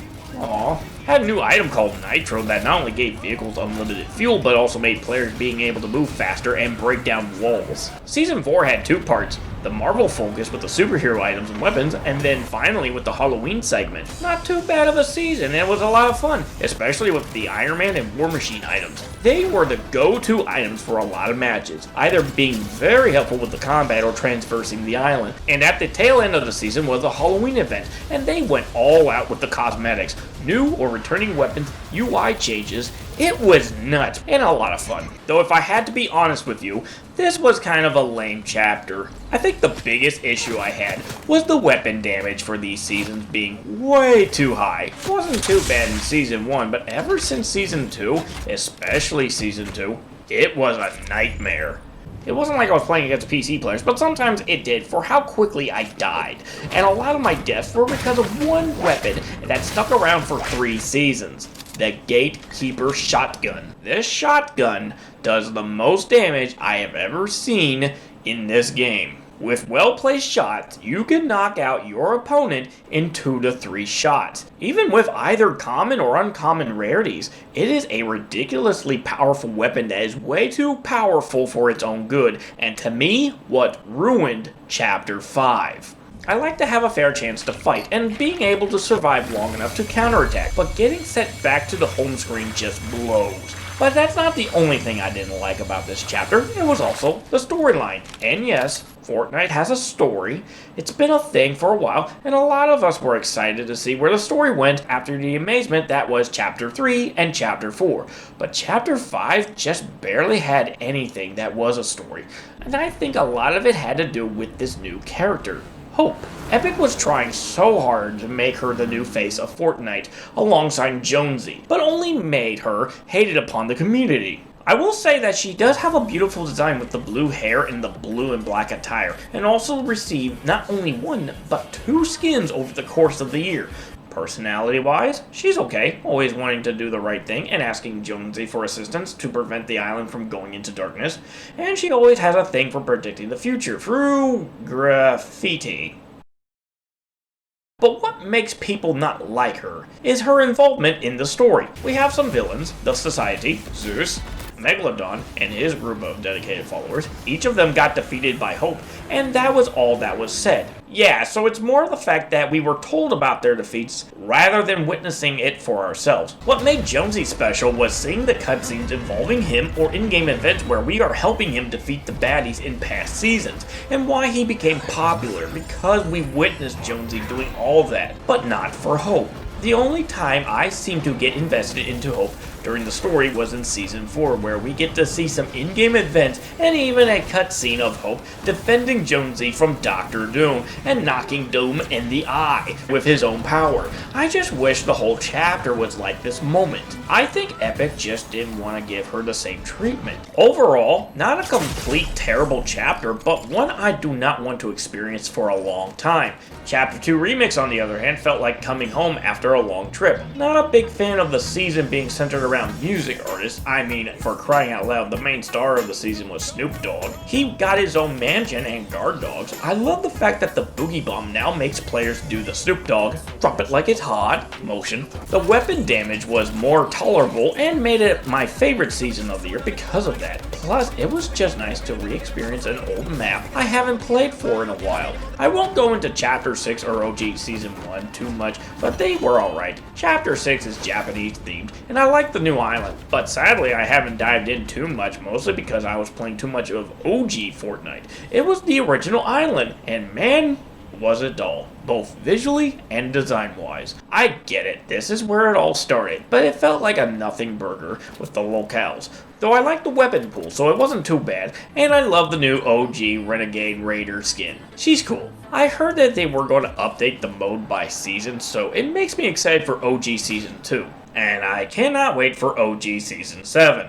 Bear with me, almost done here. Skin-wise, I like a few. There was Hope and her variants. Lynx Babe, you got a winter skin and look just as beautiful. I love you so much. Ares and Ultima Carver were the coolest looking skins in the entirety of Chapter 5. Epic teamed up with Disney and brought some Disney villains over, including Captain Hook in the Halloween event. Lexa Hexbringer is arguably the best of the skins. Why? Because she does this.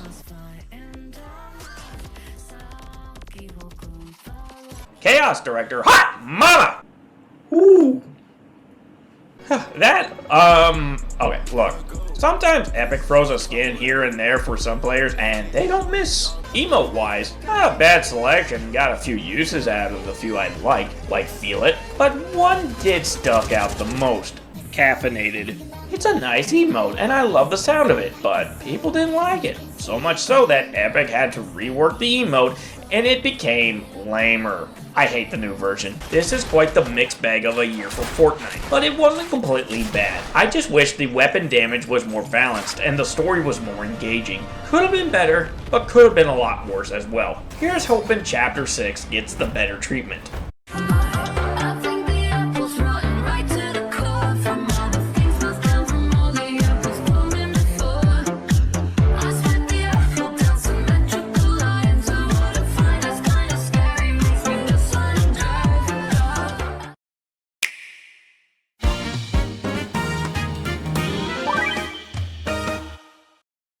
I'll be honest, I didn't bother with NSO service much this year. There were some surprising releases. We got a bunch of Rareware games, Golf on NES, a N64 mature rating app, and Nintendo Music. I'll start off with Golf because it's the most surprising release on the service.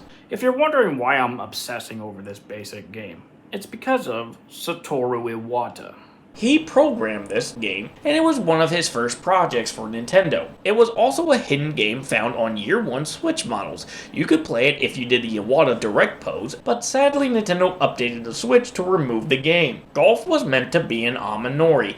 In Japan, it was a gift charm to give anyone good luck for whatever task or ordeals that they had to bear. But the catch was you weren't supposed to open it, which is why Nintendo removed the game. It wasn't supposed to be played, and for a while I thought they were going to completely bury the game with Iwata. That was, until now.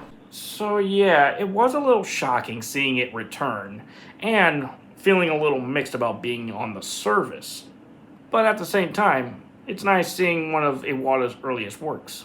Tetris got a couple of releases. This year marked the 40th anniversary for the Tetris franchise. They even did a video with the creator of Tetris, Alexei Pajitnov, announcing the release of the NES version of Tetris and Tetris DX for the Game Boy Color. I love me some good old classic Tetris. The Game Boy selection got a few surprises too, like Dr. Mario, Mario Golf, Mario Tennis, the Donkey Kong Land trilogy, and Mega Man?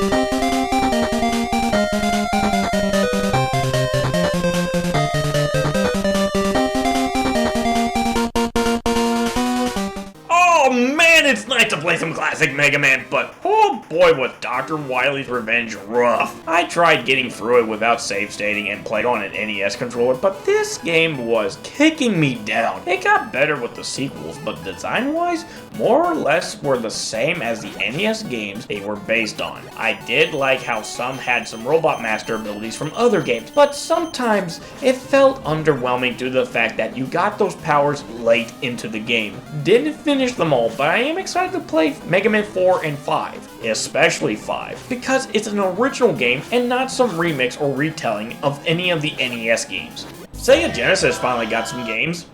A whole whooping 3 of them! Cool. Game Boy Advance got a few games like Starfy Trilogy, though untranslated, Pokemon Mystery Dungeon Red Rescue Team. Great! Now I don't have to buy the remake. F-Zero got some love with Maximum Velocity, Climax, and GP Legend. Whew, Mother 3 finally came out in Japan. Metroid Zero Mission, my favorite of the portable Metroid games, and what I think is the big winner of the 2024 Game Boy Advance lineup, The Legend of Zelda: A Link to the Past 4 swords. It's nice being able to experience this game in a proper way. No more need to get 4 copies of the game with up to 4 Game Boy Advances and connecting them all with an octopus of cables. All that is now done via online. We did have a bunch of rare games come to the service across the different apps like Battletoads, Killer Instinct, and Perfect Dark, but the one everyone was excited over was Banjo-Tooie, the original N64 game. The Xbox version is great because of the performance being overall better, but one thing that ruined it was the cutscenes. The original game's cutscenes were made with the N64 hardware in mind, so if you watch the cutscenes in the Xbox version, the music is off because of the lack of lag. The NSO version is a little off, but way better than the Xbox version. Call me nostalgia blind, but I think this is the preferred way to play Banjo-Tooie. It just feels right on Nintendo hardware. I didn't play this game much, but according to my friend Drew Stalgic, who has played it, Banjo-Tooie on NSO is brilliant, although you definitely need the N64 controller. Best version of the game in my opinion. Thank you, Drew. You're a real swell guy. Very good year for NSO, and hopefully we'll get some more classics that are still waiting to be added.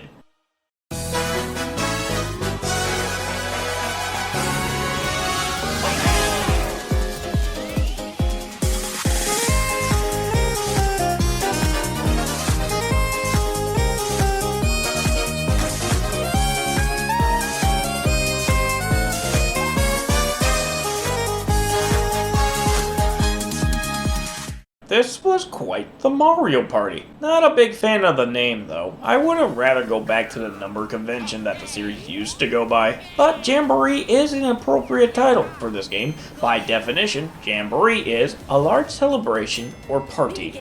And this game is definitely a large celebration indeed. This is the most jam-packed Mario Party game on the Switch. And I almost dare say, just as much as GameCube era Mario Party, if not more than that. There is a lot here, and a lot I am unfortunately not going to be able to go over.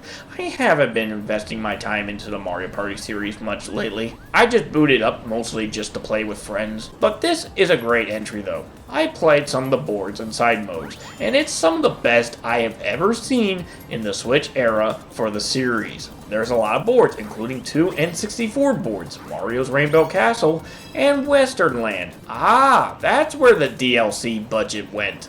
They added a new mechanic with Jamboree Buddies. If you play Pacific Characters minigames, you get to have them follow you around the board and use their special traits to help you on the board, like Mario giving you an additional dice roll, or Wario giving you some coins on every turn. Plus, whenever you visit the shop, Boo, or getting to the star space, your Jamboree Buddy will allow you to buy once more, making them very valuable. But they also act as a double-edged sword. If you land on a Bowser space with a Jamboree Buddy, Bowser will punish you twice in one go, so there is a risk factor with the Jamboree system. The only thing I get annoyed with is having to play their minigames every time. I mean, hey, I like Mario Party, but let's get a move on, you know? I love the new boards, the minigames are just the right amount of chaotic fun.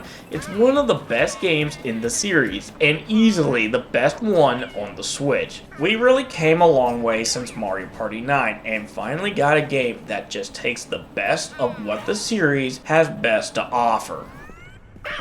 Congratulations!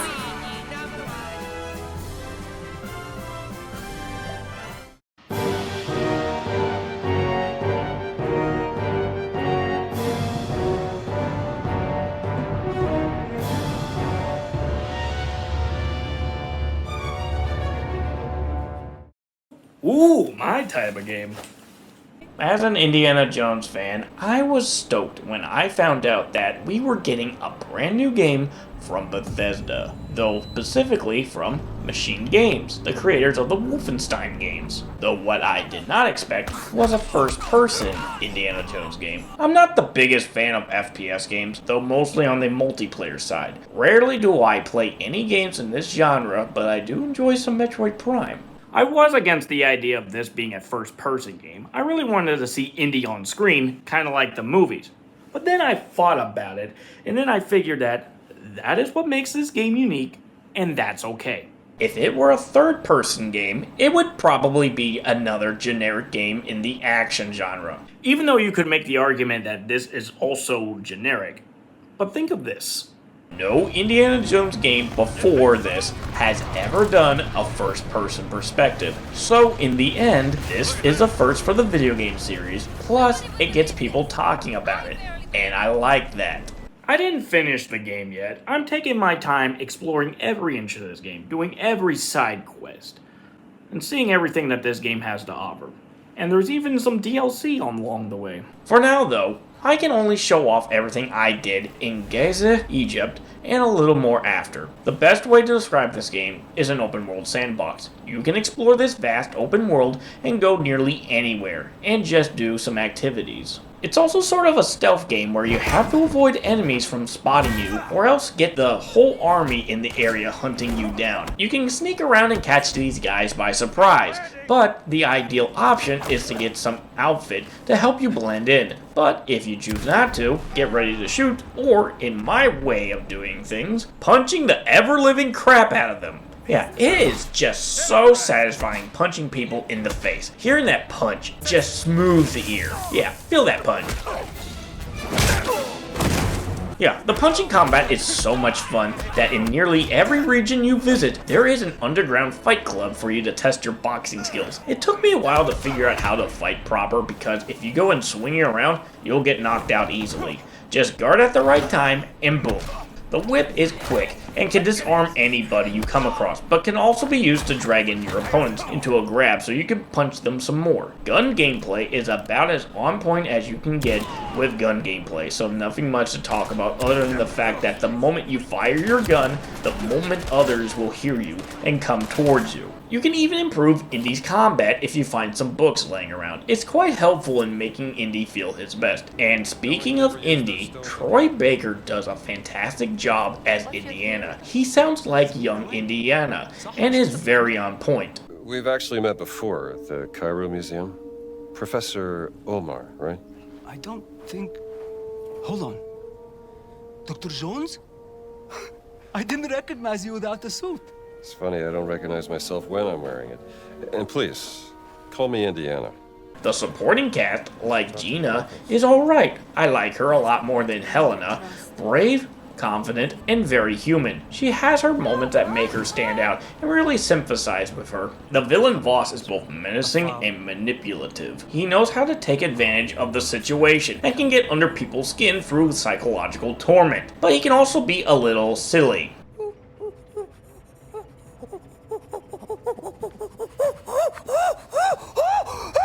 I love the nods and references to the films, like shooting the tail of the plane.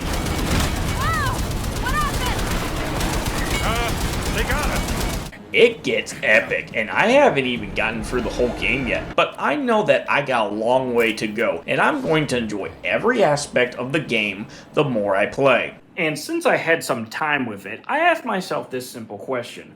Could I recommend this game? And well, no. When you really think about it, this game doesn't really do much compared to other games. I'm sure there are other games that probably done the gameplay better, but that's not to say this isn't good. No, it's a good game. I'm just saying that maybe not everyone would like this game. The only reason to pick this game up is if you are an Indiana Jones fan. If you liked the films, you'll enjoy this, but as a standalone game, it can be hard to recommend. But if you are willing to stick with it, you might find yourself enjoying this globe-trotting adventure.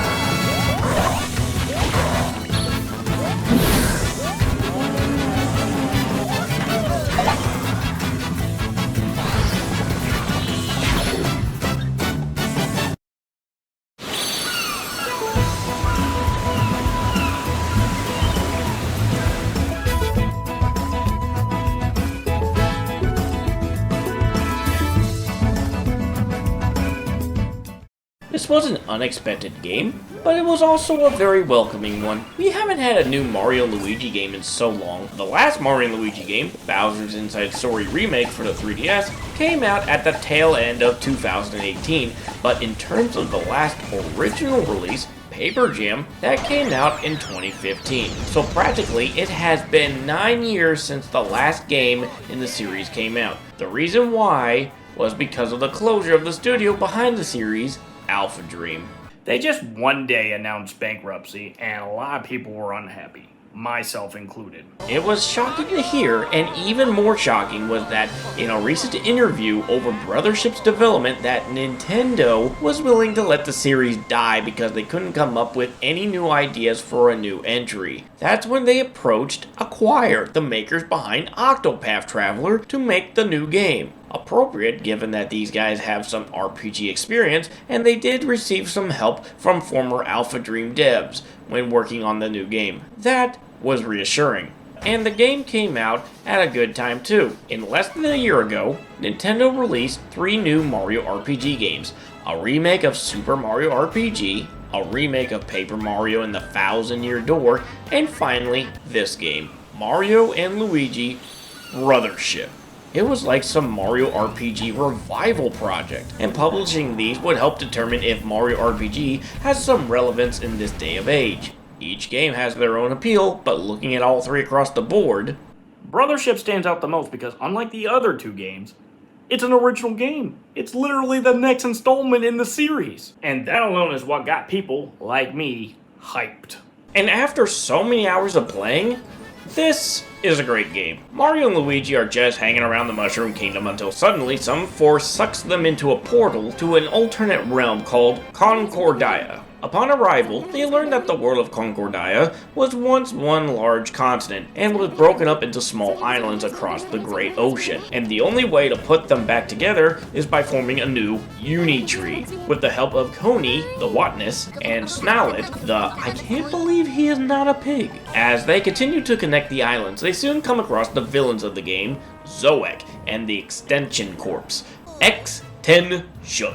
Later into the adventure, Bowser suddenly shows up and tries to wipe out everyone, and even tries to become the new savior of the world to the citizens of Concordia. It can be a bit hectic, but it can be refreshing as this game heavily focused on the storytelling this time around. The series hasn't been known for great storytelling. It's mostly been just comedic moments, with some awesome action scenes. There are some funny moments throughout the game, but it's mostly a story-driven game, and that's not a bad thing. But yeah, it's a great game. But it's only great if you can bear the first few hours. Because, oh boy, is it tedious. Yeah, it's one of those. It doesn't get good until a certain point. It sucks when it's something as long as an RPG. You don't just breeze through these type of games and call it there. And I think that's something the devs should focus on before they make a follow-up. To give you an idea, when you reach the first boss of the game, this guy, the only thing you receive up until this point is the hammers. Not a single bro move until afterwards, and even then, the tedium is still there. It's nice that I got 2 bro attacks as I progress throughout the game, but at the beginning, it's not too much. Mario gets a red shell, which is good for landing a powerful blow onto a single enemy, but I kept using Luigi's green shell since the final attack aims at all enemies at once. But after you visit Merry-Go Island, that's where the game sort of picks up, both in gameplay and story. You get to meet some colorful characters, and even get some more powerful bro moves that really lay out the damage. Should be smooth sailing from this point forward. Okay, can we talk about Luigi here? This has been bothering me for a while. Whenever you battle enemies, you have to press A to select a command before either can attack. Now, it might not seem like a problem on the surface, but if you're a longtime fan like me, it's a muscle memory issue. Might be normal for any other RPG with a party where pressing A is natural, but this isn't any RPG. This is Mario and Luigi, the series where controlling both bros is done with 2 separate buttons. Mario is always controlled with the A button, and Luigi with the B button. The games keep it that way either on the field or in battle. You know how to control each bro. But this little issue just messes with my memory so hard. I was struggling in the earliest parts of the game trying to get used to pressing A and following up with B. Even when in the later parts of the game, I still stumbled with Luigi's attacks. When exploring on the field, you still press B to make Luigi jump, so it only creates an inconsistency on controlling the bros. Though speaking of Luigi, he's more automatic when it comes to the overworld exploration. Whenever you come across a gap or a ledge you need to jump, he automatically jumps so you don't need to constantly press B. It does make things a little easier when his involvement's lesser but in the gameplay, but there are some moments where he can provide a hand. If you find a line of turnips, pressing L and he'll go and automatically pick up each turnip, making quick progress for collecting coins. He's constantly like this throughout the entire game. It makes things simple. Another thing that is in this game, he uses his noggin a lot in segments called Luigi Logic. Basically does whatever he wants. Either it's a great idea or whatever this is. But Luigi Logic can also apply in battles, though more so in boss battles. You would be battling bosses like you normally would, and Luigi would find a way to expose the boss's weakness or try to turn the tide of battle. You play a quick minigame, and if successful, the boss will go into a stunned state,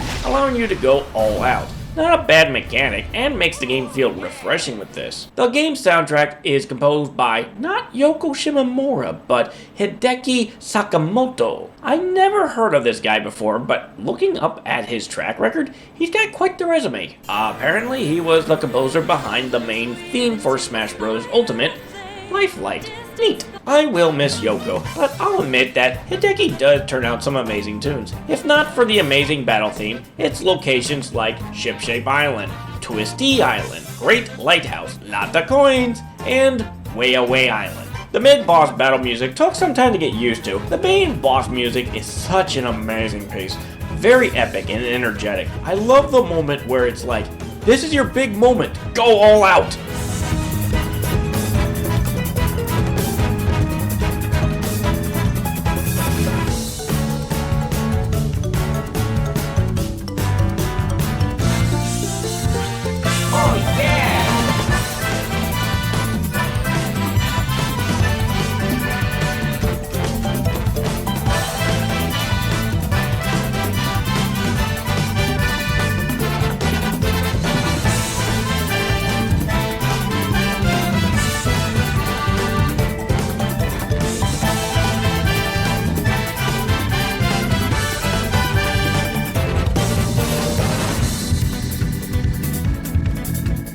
There is a new mechanic in the game in the form of battle plugs. They basically act as an assistant in the midst of battle. You can automatically recover health, revive a bro, deal extra damage, stun enemies. It's a very welcoming system that makes battles extra fun but also extra helpful. It's even greater when you have more sockets for your battle plugs and can combine some battle plug abilities to come up with even more powerful side abilities like a bigger spike ball. For how crazy this game gets, it is a necessity. There is a lot to go over, including the endgame, but I will say that for the final proportion of the game, kinda drags on for a little too long. It's like plot twist after plot twist, but I am glad that Bowser isn't associated with the final boss in any capacity. The main villain is just twisted and mentally disturbing, takes over the world with his influence, and tries to shut people in their own dream world.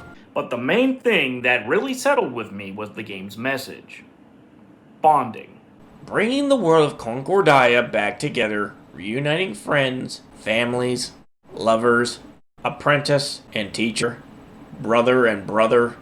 It is a strong message done so well. I needed this after I was in one of my most darkest moments of my life, when I felt like I had nothing in this world and felt that being alone was the best choice. But no, all that needed to be done was to reach out and rekindle the bonds I thought I had lost. This game meant that much to me. It has its flaws, but those flaws I am willing to brush aside to embrace the impactfulness that is Mario and Luigi Brothership. So not only do I consider this my game of the year, I also consider it one of my top 3 Mario and Luigi games in the series. And arguably second favorite game in the series, with first place going to Mario & Luigi Dream Team. I value these games so much. Acquire, you guys did a fantastic job. I am hoping you guys continue to make more games in the series and improve your craft. There are some flaws, but for the first attempt on a Mario Luigi game, you guys did good, and hopefully your parent company does not get bought out by Sony.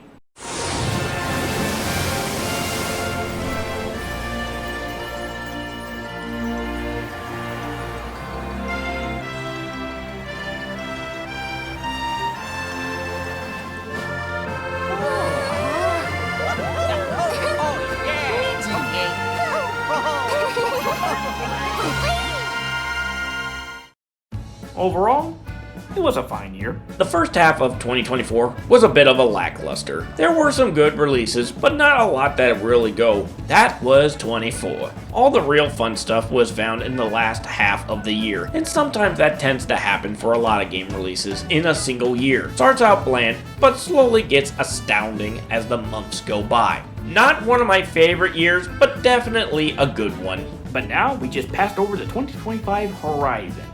We are just getting this new year started, and there is a lot to look forward to. First, the Switch 2 just got officially announced, and I can only anticipate on what we're going to get. And I'm so excited for that new Mario Kart game. We also got a few remakes and remasters coming out this year, like Yooka Replayly and Xenoblade Chronicles X Definitive Edition. All exciting stuff. I hope you all enjoyed this video, and hopefully it won't take too long until my next video. But until then, I'm going to be enjoying this fresh new remaster that just came out on the Nintendo Switch this year. Wait a minute. Oh, crap.